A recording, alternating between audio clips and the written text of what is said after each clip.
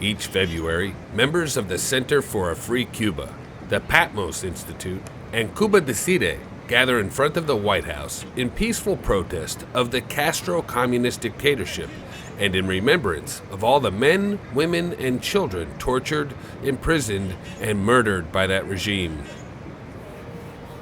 Today is February 23rd. It's the 13th anniversary of the death of Cuban prisoner of conscience Orlando Zapata Tamayo, who died 13 years ago today at 3:30 p.m. in Cuba. He'd been on a hunger strike for 85 days. He'd been in prison from 2003 to 2010, subjected to racial slurs, torture, and the denial of water during a hunger strike, which ended up contributing to his death.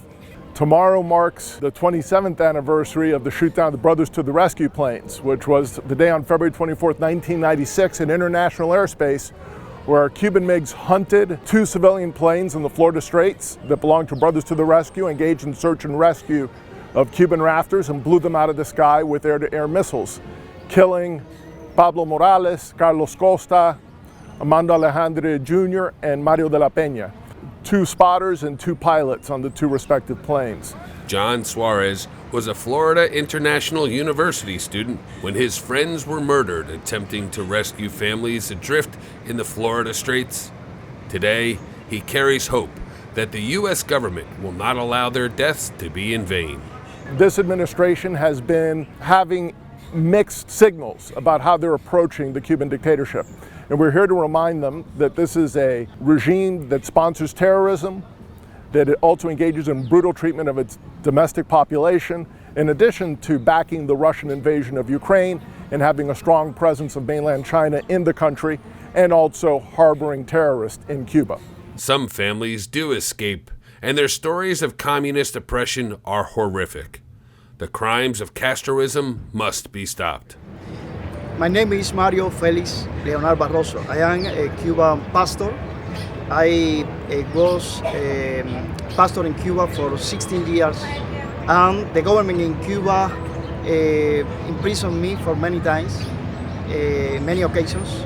When President Obama visited Cuba, in these 3 days, the government arrested me, and in these 3 days, I was in prison again.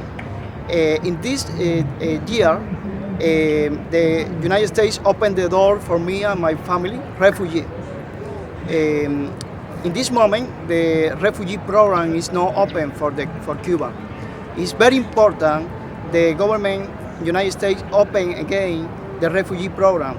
Please help my people in Cuba, because the Cuba need to the help to the United States. Pastor Mario and his family escaped communist Cuba, but millions more live in fear, oppression, and imprisonment. My name is Simon Molina Herrera, and I'm originally from Venezuela. The reason why I'm out here supporting the Cuban people, supporting the people of Cuba, is because freedom is one of the most valuable things that we have in life. And we need to keep fighting through generations to come. Each generation needs to keep fighting for freedom.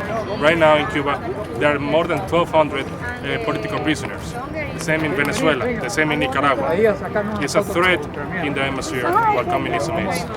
And we need to keep fighting for our freedoms. We need to keep fighting for who we are, for the people. It is our duty as Americans to fight for freedom for the people of Cuba. Join us by signing the petition to remove Cuba from the UN Human Rights Council. CubaCenter.org, bringing help and hope to the people of Cuba.